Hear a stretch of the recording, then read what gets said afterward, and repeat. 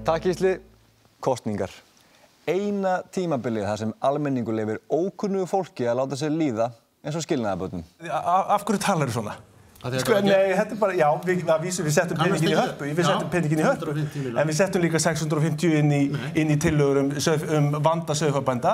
Svo var það vísu þannig sem var dálítið merkilegt. Og það ekki saman í ríkisstjórn? Mér finnst merkilegast að Haraldur vildi ekki slíta ríkisstjórnin við Viðreisn í upphafi þáttarins. Ef þetta hljómar allt frekar kunnulega, þá var það vegna þess að ég sagði nákvæmlega sama fyrir nákvæmlega ári síðan. Kosningar. Eina tímabilið þar sem almenningur leyfir ókunnugu fólki að láta sér líða eins og skilnaðarbörnum. Það er svo stutt síðan við kusum að tískan hefur ekki einu sinni breyst. Frambjóðendurnir í ár klæða sig nákvæmlega eins og í fyrra. Og ef einhver efast hræðilegar afleiðingar þess að búa í landi þar sem pólitískur stöðugleiki er jafn fjarlægur draumur og sanngjarnir vextir, þá bendi ég á að frá árinu 2013 erum við búin að kjósa til Alþingis jafn oft og Íslandi hefur ekki komist áfram í Eurovision. Íslenska karlalandsliðið í fótbolta er búið að vinna England á stórmóti oftar en síðustu 3 ríkisstjórnum hefur tekist að klára kjörtímabil. Þegar ljóst var að kosið yrði í október, sagði Bjarni Ben að það væri gott ef kosningarnir gætu meðal annars snúist það hverjir láta ekki hrekjast og þau fái vind í fangið. Benedikt í Viðreisn greip þessi ummæli á lofti og tók eins mikinn vind í fangi og hann mögulega gat. Hérna. Hérna.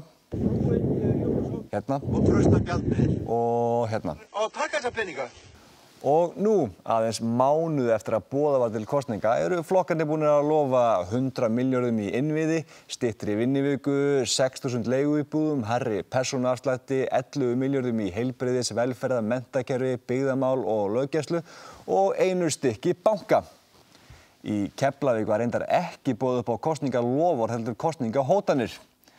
Ég vil ekki hugsa þá hugsun til enda ef greiði maðurinn hefur þurft að borða allar vöfflurnar sjálfur, en fólk þorði ekki öðru en að mæta og Jóhann fór svangur heim. Mikil hreyfing hefur verið á fylgi flokkana enda ýmislegt reynt. Brynjar Níelsson mætti á veipkvöld, Eva Pandora Pírati sett upp lepp og kenndi barninu sinu og Logi Einarsson birti nektarmynd af sjálfum sér.